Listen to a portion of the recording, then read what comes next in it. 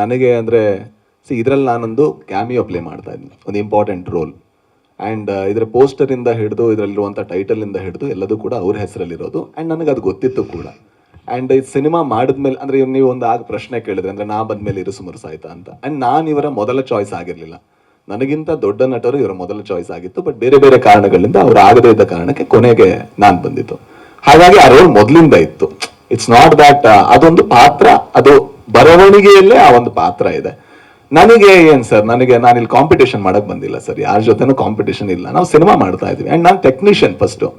ನನಗೂ ಗೊತ್ತು ಒಬ್ಬ ಮನುಷ್ಯ ಒಂದು ಸಿನಿಮಾ ಮಾಡೋದಕ್ಕೆ ಎಷ್ಟು ಶ್ರಮ ಪಡ್ತಾನೆ, ಎಷ್ಟು ಬದುಕುಗಳು ಅದರಲ್ಲಿ ಇನ್ವಾಲ್ವ್ ಆಗಿದೆ ಅಂತ. ನನ್ನೊಬ್ಬನ ಜೀವನ, ನಂದೇನೋ ಹೆಸರು, ನಂದೇನೋ ಕಾಂಪಿಟೇಷನ್, ಇದ್ರಲ್ಲಿ ನಾನು ಒಪ್ಪಿಗೆನೂ ಇಲ್ಲ, ಇದನ್ನ ನಾನು ಸಮ್ಮತಿನೂ ಕೊಡಲ್ಲ.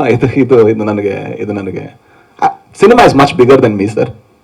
ನನ್ನ ಹೆಸರು ಹಾಕಿಲ್ಲ, ನಂದು ಏನು ಹಾಕಿಲ್ಲ ಅಂದ್ರೂ ಕೂಡ ಯಾರು ಬರಲ್ಲ ನನ್ನ ಕಡೆಯಿಂದ. ಗ್ಯಾರಂಟಿ ಮುಂದಿನ ಸಿನಿಮಾಗಳಲ್ಲಿ ಗ್ಯಾರಂಟಿ ಯಾರು ಬರಲ್ಲ, ಯಾಕಂದ್ರೆ ಸಿನಿಮಾ ದೊಡ್ಡದು, ನಾವು ಅದನ್ನ ಕಲ್ತವ್ರು. I think it's very unfortunate that we are speaking about this. ಒಬ್ಬ ಕುಂದಾಪುರದಿಂದ 9ನೇ ಕ್ಲಾಸಲ್ಲಿ ಮನೆ ಬಿಟ್ಟು ಓಡ್ ಬಂದು ಇವತ್ತೊಂದು ಇಷ್ಟು ದೊಡ್ಡ ಸಿನಿಮಾ ಮಾಡಿ, and we are speaking about ಅದರ ಕ್ವಾಲಿಟಿ ನೋಡಿ ಸರ್.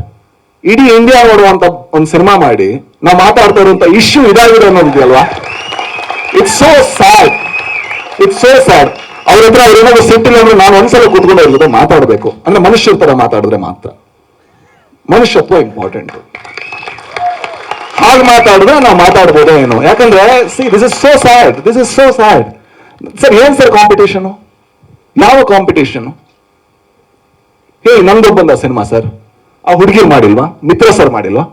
ಹೆಂಗ್ ಕಾಣಿಸ್ತಾರೆ ಮಿತ್ರ ಸರ್? ಎಂತ ಒಳ್ಳೆ ಕಲಾವಿದ. ಶ್ರೀಧರ್ ಸರ್ ಮಾಡಿಲ್ವಾ ಸರ್? ಅವ್ರು ಎಷ್ಟು ಜನ ನೋಡಿದ್ದಾರೆ?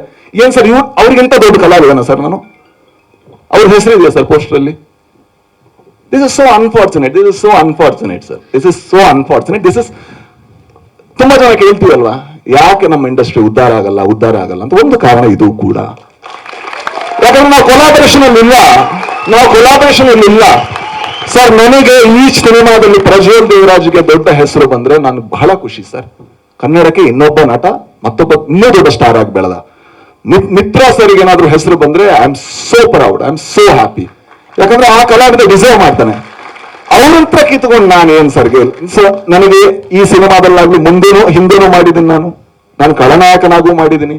ಅಲ್ಲೆಲ್ಲೂ ಕೂಡ ನನಗೆ ಕಟೌಟ್ ಹಾಕಿ ಅಂತ ಹೇಳಿಲ್ಲ. ಅಥವಾ ನಾನು ಸೂಪರ್ ಹಂಸು ಅಲ್ಲಿ ಕಾಮಿಡಿ ಆಗೂ ಮಾಡಿದ್ದೀನಿ. ಅಲ್ಲೆಲ್ಲೂ ಕೂಡ ನನ್ನ ಹೆಸರು ಪೋಸ್ಟರ್ ಬನ್ನಿ ಅಂತ ನಾನು ಕೇಳಿಲ್ಲ. ನನ್ನ ಜೀವನದಲ್ಲಿ ನಾನು ಅದನ್ನ ಮಾಡಿದ್ರೆ ಅವತ್ತು ನಾನು ಇಂಡಸ್ಟ್ರಿ ಬಿಡಬೇಕು ಅಂತ ನಾನು ಭಾವಿಸ್ತೀನಿ ಸರ್.